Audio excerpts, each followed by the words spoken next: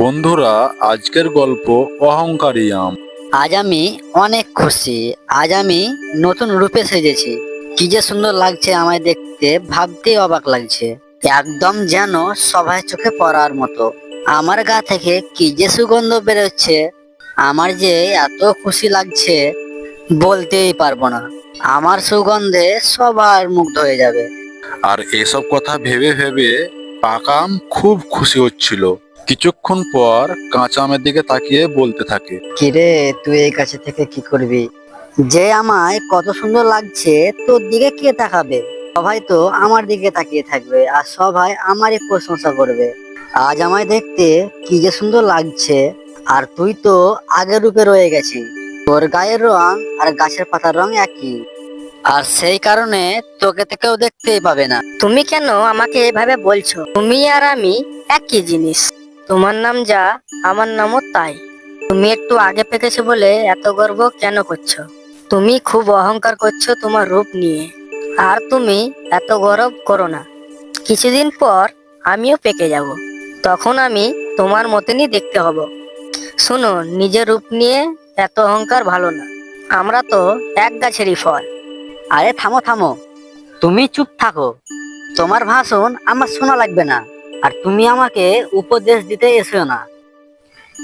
আমি তোমার কেউ না। তুমি একবার তোমার দিকে তাকিয়ে দেখো, আর আমার দিকে তাকিয়ে দেখো। তারপর বড় বড় বলে দিও, আমি এত সুন্দর হয়েছি বলে তোমার এত হিংসা হচ্ছে, তাই না? তাই তুমি আমাকে এত কথা বলছো। তুমি এভাবে কেন বলছো? আমি এরকম কিছু ভাবেইনি। আমি নিজেকে নিয়ে কখনো অহংকার করি না, কেননা আমি যেমনি আছি তেমনিই ভালো। এইভাবে প্রতিদিন দুই আমের মধ্যে ঝগড়া চলতে থাকে। একদিন সে এক টুনি পাখি এসে পাকা আমের ডালের উপরে বসলো। এই দুষ্টু পাখি, আমার ডালের উপরে তুমি কেন বসলে? তোমার ওজনে যদি আমার ডালটা ভেঙে পড়ে যায়, তখন কি হবে? হ্যাঁ, আর তোমার গায়ের ময়লা আমার উপরে যদি পড়ে, তাহলে তো আমার সৌন্দর্যটা নষ্ট হয়ে যাবে। হুস হুস, এইখান থেকে চলে যাও। তুমি আমার ডাল থেকে সরে যাও। পাকা আম, তুমি এমন ভাবে বলছো কেন? টুনি পাখিটা নিশ্চয় অনেক ক্লান্ত, তাই তো তোমার ডালের উপরে বসে একটু বিশ্রাম নিচ্ছে। টুনটুনি পাখি বন্ধু, তুমি আমার ডালে এসো। আমার ডালে বসে তুমি একটু বিশ্রাম নাও। আমি তোমাকে কিছুই বলবো না। সেই টুনি পাখিটা পাকা আমের ডাল দেখে কাঁচা আমের ডালে বসে, আর সেই টুনি পাখিটা খুব খুশি হয়ে যায় আর কাঁচা আমের সঙ্গে বেশ গল্প করতে থাকে। আর তারা গল্প করতে করতে বেশ কিছুক্ষণ কেটে যায়। আরে এই টুনি পাখি, বলো তো, কাঁচা আম বেশি সুন্দর না আমি? আমাকে দেখতে বেশ সুন্দর লাগছে, তাই না বলো? আর এই গাছে সবচেয়ে কি আমার মূল্যটা বেশি, তাই না? আমার কাছে তোমরা দুজনেই সুন্দর। আর তাছাড়া তোমরা তো একই গাছের ফল। তোমার গায়ের রং আগে বদলে গেছে, আর কাঁচা আমের রং কিছুদিন পর বদলে যাবে। আর এই তো পার্থক্য। এত কথা বাদ দাও। তোমাদের দুজনের মূল্য আমার কাছে সমান। আর সেই টুনি পাখির কথাগুলো পাকা আমের একদমই সহ্য হয় না। টুনি পাখির কথা শুনে ভীষণ রেগে যায়।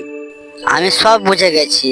কাঁচা আম ওর ডালে বসতে দিয়েছে বলে তুই ও পক্ষ নিচ্ছিস, তাই না?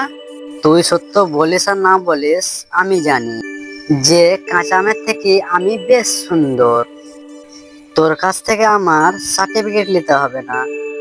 দুষ্টু টুনি পাখি, যা তো এখান থেকে দূর হ। আম, তুমি কেন এমন বলছো? আমি কারো পক্ষ নিয়ে কথা বলিনি।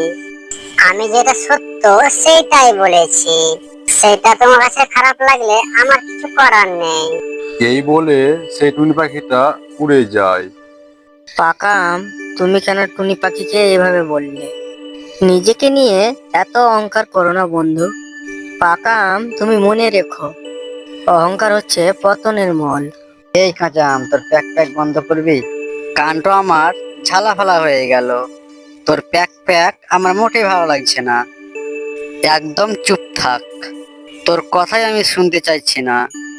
এই বলে পাকা আম কাঁচা আমকে আরো কথা শোনাতে থাকে। এইভাবে ঝগড়া করে দুই আমের দিন কেটে যাচ্ছিল। ছোট্ট টুনটুন আম গাছের নিচে বসে কান্না করছিল। ছোট টুনটুনি পাখি, তোমার কি হয়েছে? সবকিছু খুলে বলো আমাকে। আমি কারো সাথে কথা বলবো না, আর আমি মায়ের কাছে কখনো ফিরে যাব না। সে তো আমি বেশ বুঝলাম। তোমার হয়েছেটা কি আমাকে বলবে? তোমার মা তোমার সাথে কি করেছে? মা আমাকে অনেক বকেছে। আমি বাড়িতে না বলে সবগুলো ফল খেয়ে ফেলেছিলাম, আর তাই মা আমাকে খুব বকেছে। ও, এই জন্য তোমার মন খারাপ? তোমার মা তোমার ভালোর জন্যই বকেছে। কাউকে না বলে কোনো জিনিসটা নিয়ে চুরি বলে, আর চুরি করা মহাপাপ। তোমার মা এখন যদি নিষেধ না করতো, বড় হয়ে আরো বিপদে পড়তে। তুমি যে একসাথে এতগুলো ফল খেয়েছো, এতে তুমি অসুস্থ হয়ে যেতে পারতে। বাচ্চা টুনটুনি পাখির একসাথে এতগুলো খাবার খাওয়া ঠিক না। আর মন খারাপ না করে তুমি এখনই বাড়ি ফিরে যাও, না হলে তোমার মা তোমার জন্য খুব চিন্তা করবে। এই ছোট্ট টুনটুনি পাখি, তুমি কাঁচা আমের কথা শোনো না। তুমি যা করেছো একদম ঠিক করেছো। তোমার মা তোমাকে একটুও ভালোবাসে না। যদি তোমাকে ভালোবাসতো তাহলে এত কথা শোনাতে পারতো? ওই কাঁচা আম তো দেখতে খারাপ কুৎসিত, তাই তো তোমাকে নোংরা নোংরা বুদ্ধি দিচ্ছে। এই পাকাম, তুমি ওকে এভাবে বলছো কেন?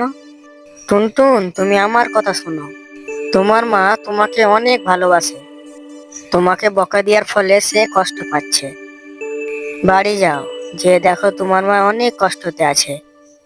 কাঁচা আমের কথা শুনে সে ছোট্ট পাখিটা বাড়ি ফিরে যায়। আর বেশ কিছুক্ষণ পর টুনটুনির মা বলতে লাগলো, আমি যে টুনটুনকে কেন বকা দিতে গেলাম, মনে হয় অনেক কষ্ট পেয়েছে। না জানি মেয়েটা রাগ করে কোথায় যেন বসে আছে। এ কি টুনটুন, তুমি ফিরে এসেছো? ছোট্ট টুনটুন, আমার ভুল হয়ে গেছে। আমাকে ছেড়ে আর কখনো যেও না, আর আমি তোমায় কখনো বকবো না, আমার টুনটুন। না মা, আমার ভুল হয়েছে, আমাকে তুমি মাফ করে দাও। আর আমি তোমাকে না বলে কখনো এত ফল খাবো না, আর আমি তোমাকে একাই রেখে কোথাও যাব না। মা, তুমি একটু দাঁড়াও, আমি আসছি। এই বলে টুনটুন আবারও সেই আমের গাছে মোড়া যায়। কাঁচা আন্টি, তুমি অনেক ভালো, তুমি সত্য বলেছো। আমার মা আমাকে অনেক ভালোবাসে, আর আমার মা আমাকে বকা দিয়ে অনেক কষ্ট পেয়েছে। এই দুষ্টু পাকাম, তুমি অনেক খারাপ। তুমি আমাকে ভুল বুঝাচ্ছিলে। আমার মা আমাকে অনেক ভালোবাসে, বুঝেছো?